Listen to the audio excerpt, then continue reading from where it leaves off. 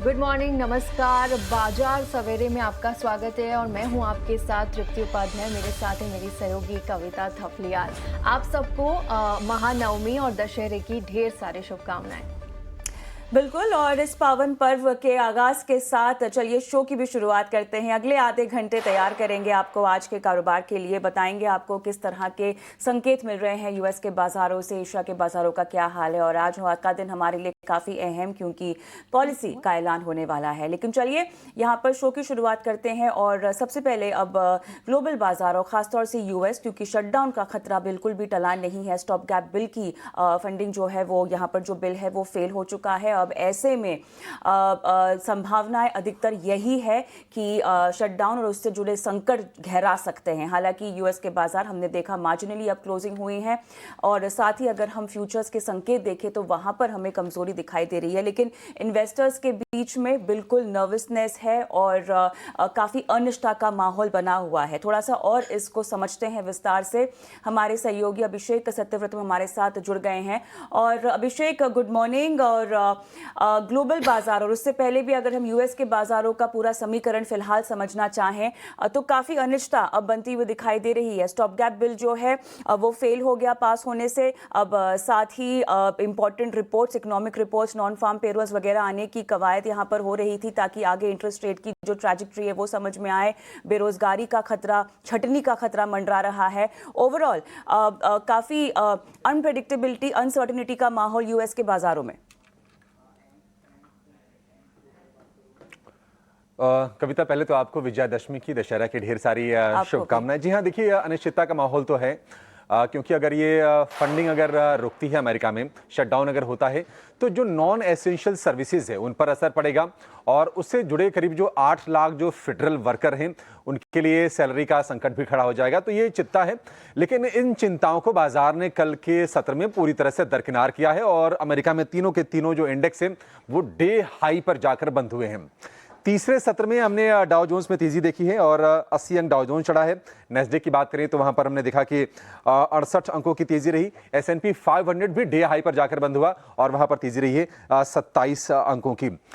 देखिए, जो रिपब्लिकन्स हैं वो इस फंडिंग बिल को सेनेट में पास कराने की कोशिश कर रहे हैं। 2 प्रयास हो चुके हैं, लेकिन अभी तक ये देख रहे हैं कि तनातनी बनी हुई है। कल जेडी वैंस का, जो कि अमेरिका के उपराष्ट्रपति हैं, उनका स्टेटमेंट भी आया था कि डेमोक्रेट्स इसमें अड़ंगा लगा रहे हैं। तो देखते हैं कि क्या होता है, उम्मीद करते हैं। देखिए, होता ये है कि हाँ, एक दो हफ्ते की वो तनातनी रहती है, फिर वो चीज़ें हो ही जाती हैं अल्टीमेटली। फिलहाल के लिए ऐसा नहीं, क्योंकि ये ऐसी चिंता है कि जो काफ़ी लंबे समय तक आगे बाजारों को परेशान करेगी, और बाजारों को ये चीज़ परेशान करती भी नहीं है। इस बार हम चर्चा इसलिए कर रहे हैं क्योंकि इकोनॉमी की स्थिति थोड़ी सी नाजुक है। लेबर मार्केट में थोड़ी सी प्रॉब्लम दिखाई दे रही है। अमेरिका की ग्रोथ को लेकर सवाल उठाए जा रहे हैं। तो इसके चलते हम देख रहे हैं, अदरवाइज तो कोई ज़्यादा चिंता की बात है नहीं। एशियाई बाजारों की अगर हम बात करें कविता, तो हम देख रहे हैं कि निकेई में लगातार चौथे सत्र में कमजोरी है, और इस वक्त अगर आप देखेंगे तो निकेई करीब करीब 350 अंक नीचे कारोबार कर रहा है। कोरिया के बाजार में हम देख रहे हैं कि कल थोड़ा सा माहौल ढीला सा था, आज थोड़ी सी वहां पर मोमेंटम गेन करने की कोशिश हो रही है। हल्की तेजी पर कारोबार होते हुए हम देख रहे हैं। इसके अलावा अगर अन्य संकेतों की बात करें, सोना लगातार हम देख रहे हैं कि नए रिकॉर्ड पर जा रहा है।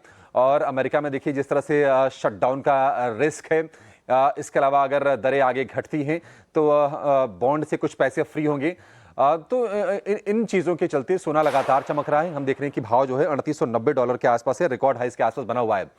यही नहीं, क्रूड की बात करें, सप्लाई सरप्लस के चलते हम देख रहे हैं कि क्रूड के भाव में थोड़ी सी नरमी है, और भाव जो है ब्रेंट क्रूड का $67 प्रति बैरल के आसपास है।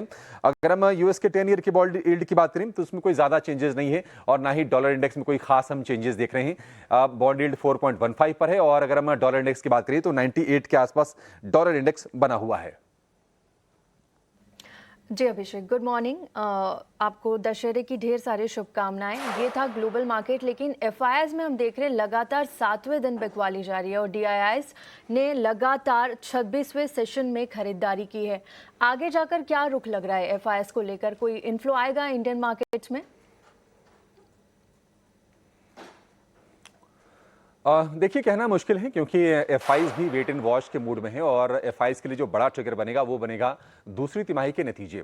देखिए निफ्टी के जो वैल्यूएशन है वो है करीब करीब 21 से 22 के बीच में जो प्राइस टू इक्विटी रेशियो है, जो मल्टीपल है, और ये महंगा है। और अगर आप जापान से, कोरिया से, चाइना से, ताइवान से, जो भी इमर्जिंग मार्केट से अगर उनसे आप तुलना करेंगे तो भारतीय बाजार महंगे दिखाई देंगे। तो इसके चलते एफआईज लगातार दूरी बनाए हैं। अब देखते हैं कि ये अर्निंग कैचअप होता है या नहीं होता है।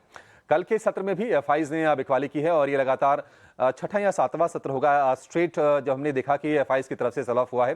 2327 करोड़ रुपए की सेलिंग के फिगर आए हैं। लेकिन यह है कि डीआईज लगातार जो भी बिकवाली हो रही है एफआईज के, उसको ऑफसेट करने की कोशिश कर रहे हैं। 5761 करोड़ रुपए की डीआईज की तरफ से बाइंग आई है। तो एफआईज के अगर हम देखें तो एफआईज के अगर आप इस महीने की अगर देखेंगे सितंबर में, तो करीब करीब 35,000 करोड़ रुपए के आसपास की सेलिंग हो चुकी है एफआईज की तरफ से। और डीआईज की बात करें तो डीआईज की तरफ से 65,000 करोड़ रुपए की बाइंग आई है। तो जितनी एफआईज ने सेलिंग की है डीआईज ने, यानी कि हमारे जो घरेलू फंड हैं, हमारे जो संस्थागत निवेशक हैं, उन्होंने जमकर बाइंग की है और लगभग ये डबल का आंकड़ा है। तो ये सपोर्ट मिल तो रहा है, लेकिन ये है कि हाँ बाजार के लिए एक कह सकते हैं कि दो चक्के होते हैं एफआईज और डीआईज। एक चक्का आपका पूरी तरह से जाम है और ये कुछ गिनी चुनी चीजों में से ये एफआईज की सेलिंग एक है जो बाजार को परेशान कर रही है। टैरिफ वाला मसला तो अपने एक तरफ है ही, क्योंकि आप देखेंगे भारतीय बाजार के लिए मैक्रोज अच्छे हैं। इन्फ्लेशन के फ्रंट पर, जीडीपी के फ्रंट पर, तमाम पैरामीटर्स पर हमारे भारतीय बाजार, हमारी इकोनॉमी के लिए कोई दिक्कत नहीं है। लेकिन ये है कि हाँ वैल्यूएशन एक अलग मैट्रिक्स होता है और एफआई जो है उसको वॉच आउट करते हैं।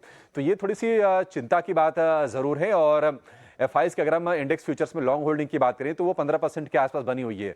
अभी भी काफी ज्यादा शॉर्ट्स हैं। कल हम देख रहे थे कि 2 लाख कॉन्ट्रैक्ट्स नेट शॉर्ट्स हैं और ये काफी ज्यादा है। अब थोड़ी सी ये चिंताजनक स्थिति जरूर है। देखते हैं कि ये शॉर्ट कवरिंग कब आती है, क्योंकि हम शॉर्ट कवरिंग का हम वेट करते रह गए और अभी तक एफआईज की तरफ से कोई मेजर शॉर्ट कवरिंग नहीं आई। अगर शॉर्ट कवरिंग आती है तो ये बाजार को सपोर्ट करने का काम करेगी। लेकिन मुझे लगता है कि अब आज 1 अक्टूबर हो गया, नए महीने की शुरुआत होगी। 9 अक्टूबर को टीसीएस के नतीजे आ जाएंगे और टीसीएस के नतीजों के साथ किक स्टार्ट हो जाएगा Q2 का रिजल्ट सीजन और उससे क्यूज आने शुरू हो जाएंगे, उससे थोड़े संकेत आने लगेंगे। और अगर टैरिफ को लेकर अनिश्चितता खत्म होती है मान लीजिए, तो फिर ये भारतीय बाजार के लिए निश्चित तौर पर एक बड़ी राहत के तौर पर काम करेगा, क्योंकि 50% का टैरिफ है, 25% तो एडिशनल है। हम ये तो मान के चल रहे हैं कि ये एडिशनल वाला हटेगा और ओरिजिनल जो 25% का टैरिफ था उसमें भी कुछ कमी हमें देखने को मिलेगी। तो देखते हैं कि आगे क्या होता है। लेकिन निश्चित तौर पर ये एक कॉज ऑफ कंसर्न भारतीय बाजार के लिए जरूर है। और राइट अभिषेक, तमाम डिटेल्स आपने हमें दी और ओवरऑल राउंड अप ग्लोबल बाजारों का और उसमें भी यूएस को लेकर तमाम मामला आपने समझाया। बहुत बहुत धन्यवाद आपका। लेकिन हम आगे बढ़ते हैं और शो में अब रुख करेंगे आरबीआई पॉलिसी के ऐलान की ओर। जी हाँ, और किस तरह के ऐलान की